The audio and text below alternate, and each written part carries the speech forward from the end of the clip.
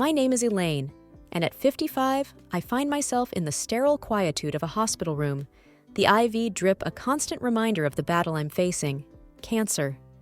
The cold touch of the sheets is a stark contrast to the warmth I used to feel at home, now a distant memory. 15 years have lapsed since I walked down the aisle to George, a widower with a bright-eyed daughter, Mia. She was 10, all pigtails and toothy smiles, eagerly accepting me not just as her father's wife, but as a mother in spirit. She became the daughter I never had, the unexpected joy in a marriage I thought would fill the pages of my life with love and companionship.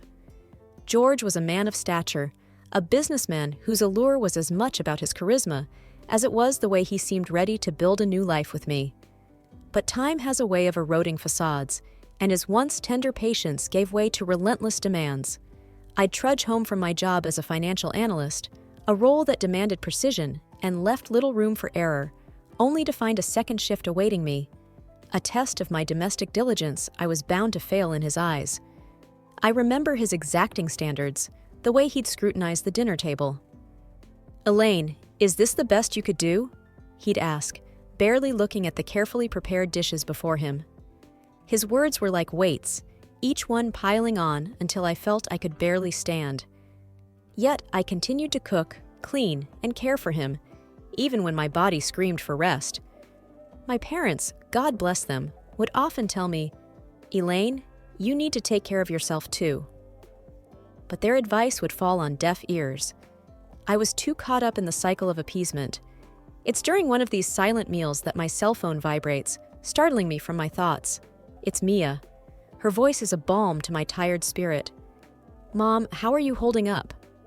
I try to sound stronger than I feel. "I'm hanging in there, sweetie. How are you?" She's silent for a beat too long, and I know she's carrying a weight too heavy for her young shoulders. "I'm worried about you, Mom. Dad, he doesn't seem to care." Her words are a punch to the gut, but not unexpected. George's absence in these sterile white walls has been as loud as the blips on the monitors beside me. "Mia, love, I know. It's okay.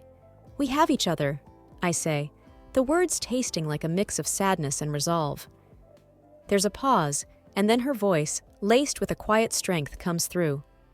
"We do, and I'm here, every step of the way. Don't worry about Dad. Worry about getting better." Her reassurance is the anchor I didn't know I needed. When she visits, we don't talk about George, or the cold dinners, or the way his eyes no longer held any warmth for me. Instead, we talk about her job, the books she's reading, the life she's building. Her resilience and independence make me proud, and I cling to the fact that I played some part in shaping the incredible woman she's become. I lie back, closing my eyes as Mia's promises echo in my mind. The hospital room feels less confining somehow, as if her words have breathed life into its corners. I am not alone, and that's a thought worth holding on to. The day starts before the sun peeks over the horizon, my alarm clock a relentless foe. I'm up, pulling on the clothes I laid out the night before, my movements as automatic as the coffee maker that sputters to life in the kitchen. George is still asleep, the rise and fall of his chest the only evidence of life. At work, the numbers and spreadsheets are a welcome distraction. They don't complain, they don't demand, they just exist in their black and white cells, waiting for me to make sense of them. My colleagues are another story, buzzing around with office gossip and weekend plans. "Elaine, you've got to come out with us one of these Fridays," Janet from accounting says, popping her head into my cubicle. I manage a smile, though I can't remember the last time I had plans that didn't involve George or a grocery list. "Thanks, Janet. Maybe next time." She gives me a sympathetic pat on the shoulder before buzzing off to her next conversation. Home again, the routine continues. I'm chopping vegetables for the stew George likes when he walks in, early from work. His mood's a toss-up. I brace myself for whatever version of him is coming through the door. "Smells good," he says, which feels like a small victory. I let out the breath I've been holding. "It should be ready in about an hour," I respond, keeping my tone even. He grunts, disappearing into the living room. The TV comes to life, and I'm left alone in the kitchen with the carrots and potatoes. I find comfort in the rhythm of my knife against the cutting board, a simple, predictable sound, Later, we sit across from each other at the dining table, a chasm of unsaid words between us. He's scrolling through his phone, barely acknowledging the meal. "It's good," he mumbles after a few minutes, but there's a distance in his voice that's become all too familiar. I nod, my own phone lighting up with a text from Mia. "Thinking of you, Mom. Hope dinner went well." I type back a quick, "Love you," and slip the phone back into my pocket. George looks up, eyes narrowing. "Was that Mia?" "Yeah, just checking in," I say, trying to keep the conversation light. He nods, going back to his phone, and we finish dinner in silence. I clean up, the clinking of dishes filling the empty air. Tomorrow will be the same, the grind wearing away like waves on a cliffside, constant and relentless. But tonight, Mia's message is a lifeline, a reminder that not everything is as cold and unforgiving as this routine. There's warmth there, love, and it's enough to keep me going for one more day. The hospital room's constant beeps and murmurs are background noise as I'm lost in thought. It's during one of these quiet moments that Mia walks in, her face etched with worry. I can tell she's bearing a weight, the kind that's ready to topple over. She pulls a chair close to my bed, takes my hand, and sighs deeply. "Mom, there's something you should know," she begins, her voice a mix of anger and sorrow. I squeeze her hand, encouraging her to continue. "What is it, Mia?" "It's about Dad," she pauses, gathering her thoughts. He has someone else." The words hang heavily between us. I had felt the presence of someone in our lives, an invisible intruder, but hearing it confirmed sends a chill through me. "He introduced her to me, Mom," Mia's voice cracks, "as his future wife." The air feels thick, like I'm breathing through cotton. I try to absorb the shock, to maintain some sense of composure for Mia's sake, but inside, I'm reeling. "When?" The word comes out as a whisper. "Last week. He told me he was serious about her," Mia replies, her eyes not leaving mine, a silent apology in her gaze. There's a long pause as I process this betrayal. "Thank you for telling me, sweetheart," I manage to say at last. "How long have you known?" "Just a few days," she admits. "I didn't want to upset you, but I thought it's better you hear it from me." The dull hum of the hospital seems to fade into silence.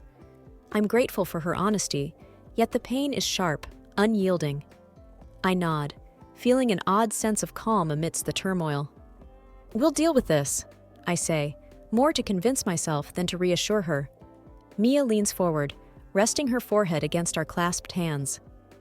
"I'm here for you, Mom, whatever you need." I draw a deep breath, my mind already turning. My husband's betrayal is a deep cut, but I won't let it be the end of my story. There's a plan forming, a way out of the mess he's made. And in this sterile hospital room, with my stepdaughter by my side, I feel the first stirrings of a future where I am no longer in the shadows of a loveless marriage. I will rise from this, with a cunning that's been honed by years of quiet observation. George may have underestimated me, but he'll soon learn that's his mistake. I look at Mia, her strength becoming my own. "Let's start planning," I say, and there's a new determination in my voice. Our bond, unbroken by the lies that surround us, is the foundation we'll build upon. And as Mia smiles, a small, fierce smile, I know we'll win this battle together. The next day, Mia arrives with her laptop tucked under her arm and a look in her eyes that says she means business. She pulls up a chair next to my hospital bed, opens her laptop, and looks straight at me. "Okay, Mom, let's talk strategy," she says with a determined nod. I can't help but smile at her spirit.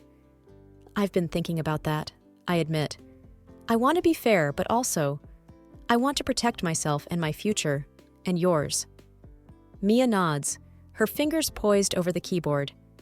"First things first, we should get a lawyer, someone who can help us navigate the divorce smoothly." I agree. "Yes, a lawyer, and we'll need to gather all the financial documents. I've got most of them at home in the safe." "We can go through them together," Mia offers. "What about the house and the rest of the assets?" "I've been doing some math," I start, feeling the edge of the bed with my fingers. "The house. I think I'll let him have it." Mia frowns, surprised. "Really? Are you sure?" I nod firmly.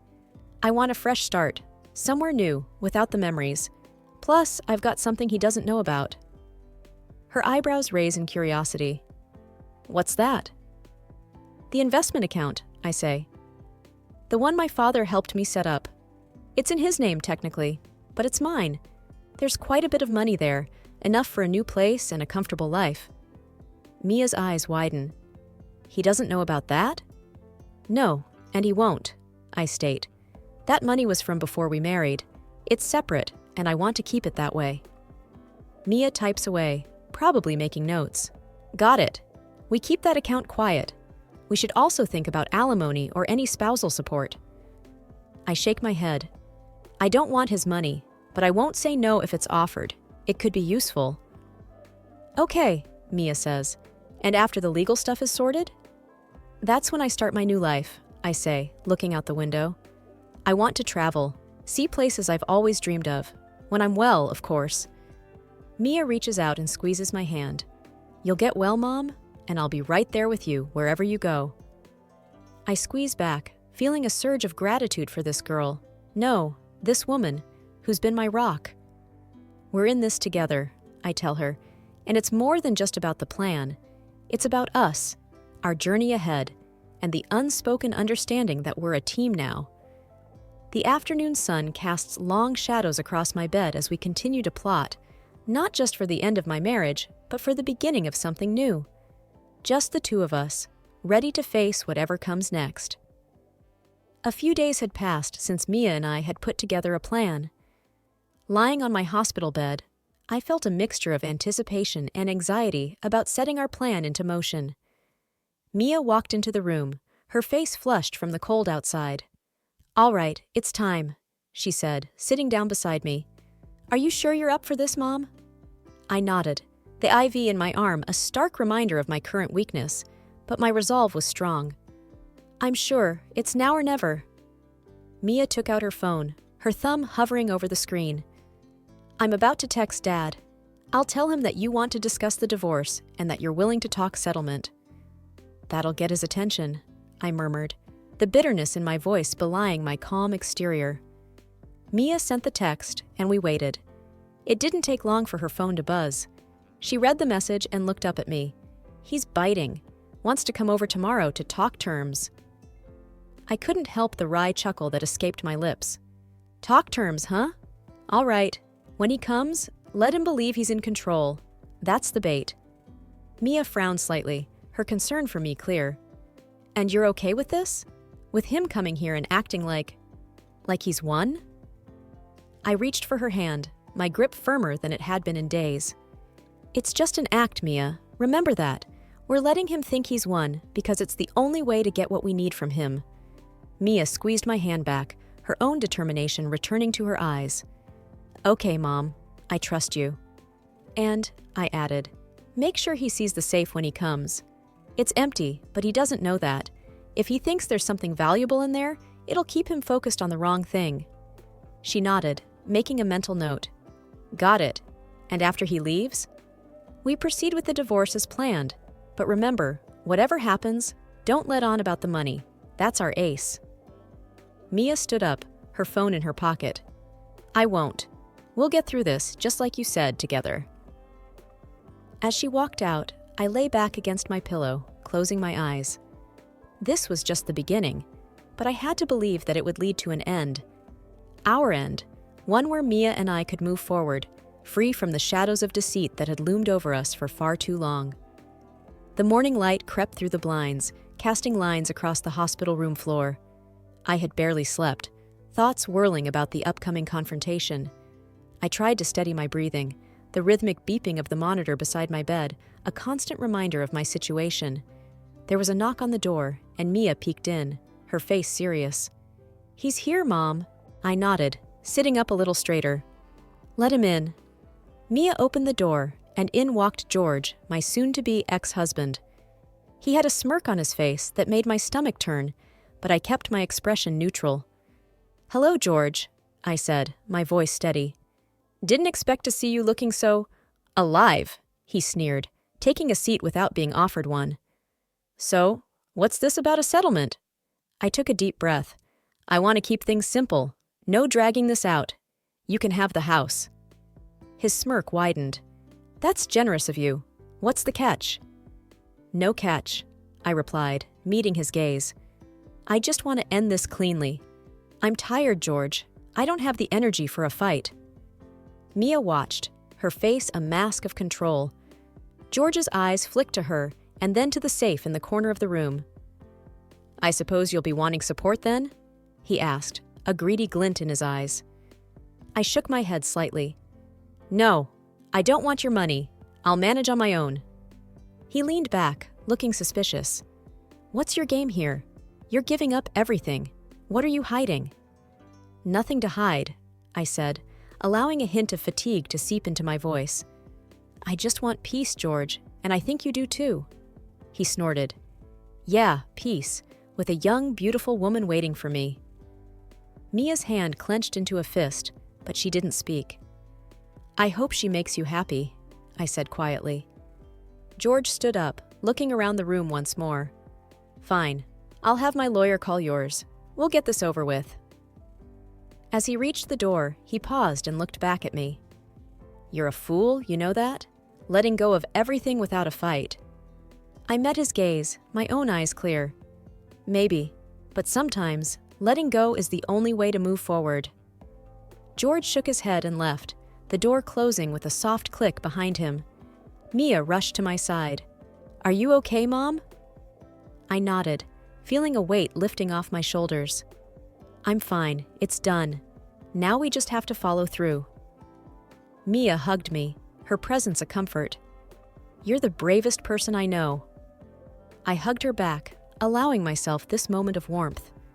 Brave? Maybe. But I'm not in this alone, am I? "No, Mom," Mia whispered. "Not alone, never alone." The ink on the divorce papers wasn't even dry when Mia dropped the bomb about the money. She was hesitant at first, biting her lip in that way she does when she's nervous. But I urged her on, knowing that whatever came next was just another scene in this absurd play my life had become. "Dad knows about the $3 million, Mom," Mia said, her voice barely above a whisper. I sighed, not surprised. "I expected as much. What's his play?" It didn't take long for him to make his move. The next day, he was at my hospital room door, his eyes wide with a mix of greed and desperation. He knelt by my bed, taking my hand in his. "I've been a fool," he started, his voice trembling with feigned emotion. "Please, let's put all this behind us and start over." I looked at him, really looked at him, and I felt nothing. It was liberating.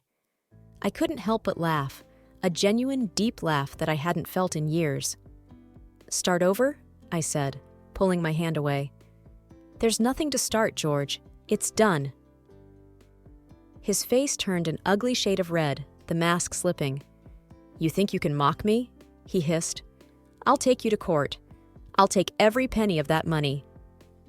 "That money," I said calmly, almost enjoying this, "is safely out of your reach. It's in my father's name. There's not a thing you can do about it." His eyes bulged and he spluttered, his anger a living thing between us. But before he could form words, security was at the door, alerted by the commotion. They didn't even need to speak. Their presence was enough. George's outburst was his final act, his curtain call. As they escorted him out, his shouts echoed down the hall, a pitiful sound that faded with each step. I leaned back against my pillows, a sense of peace settling over me. Mia, who had stood by the door, her face a mix of worry and anger, finally let out a long breath. "Are you okay, Mom?" I reached for her hand, a smile playing on my lips. "I am now, sweetheart. It's truly over." We sat in silence for a moment, the weight of the past lifting, leaving room for something new, something better. And as the door closed on the last vestige of my old life, I felt ready to face a new day. It was a clean slate, a true new beginning, and I was ready to write my own story. Life after cancer, and George felt like stepping out of a long, dark tunnel into sunlight. I bought a house with a big garden, somewhere Mia could visit whenever she wanted, a place that felt like ours, truly ours. One afternoon, Mia and I were sitting on the porch, sipping lemonade and watching the sun dip below the trees. She had been helping me unpack boxes, turning the house into a home. Her laughter was a frequent sound here, echoing off the walls, filling spaces that had known too much silence. "You know, Mom," Mia said, her eyes scanning the yard, "I've never seen you this relaxed." I smiled, feeling the warmth of the sun on my face. "I have a lot to be thankful for. I beat cancer, I'm free of George, and I have you." She squeezed my hand. "I'm just glad you're finally putting yourself first. You always took care of me, even when I wasn't your responsibility." I shook my head. "You were always my responsibility, Mia. The moment I decided to be your mom, that was it. You were my family." Mia's eyes misted over, and she gave me a teary smile. "I'm glad he's out of our lives. I've never liked how he treated you, and now we don't have to deal with his drama anymore." The sun had almost set, and the sky was a canvas of purples and oranges. I stood up, feeling more alive than I had in years. "Let's go inside. I'll make us dinner, our favorite spaghetti and meatballs." She hopped up, following me into the kitchen. "Can I help?" she asked, rolling up her sleeves. "Of course. You can start by rolling the meatballs." We moved around the kitchen together, a dance we had perfected over years of cooking side by side. As I watched her hands, so much like mine, shaping the meatballs, a sense of contentment washed over me. This is what real family feels like, I thought. There were no harsh words here, no expectations or disappointments. Just me and Mia, and a future we could shape into whatever we wanted. Our laughter and the aromatic sense of our shared cooking efforts filled the kitchen, and I knew, deep down, that this was what happiness felt like. After years of just going through the motions, I was finally living. And I had the real family, my daughter, to thank for it.